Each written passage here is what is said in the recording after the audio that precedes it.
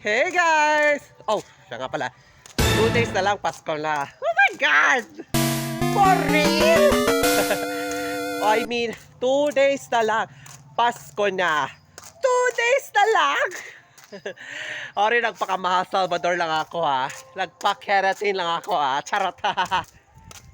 Oh, by the way, I'll go to simbahan dahil day 8 na ng simbang gabi at bukas lang 24 ha. So, let's go! Oh, hey guys! Time check, 4:22. Malapit na mag 4:30. Oh, by the way, nasa simbahan na ako. 2 days na lang, magpapasko na. And 2 days na lang, malapit na magkumpleto yung simbang gabi.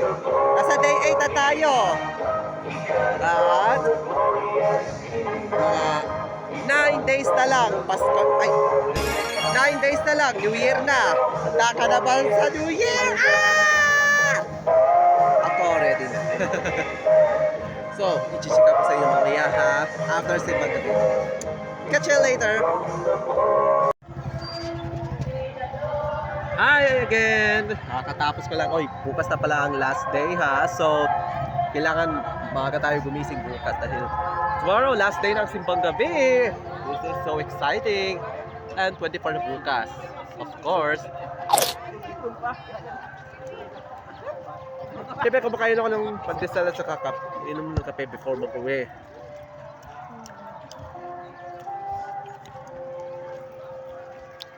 Ayan, nag-uwi na mga tao. So, that's all for today.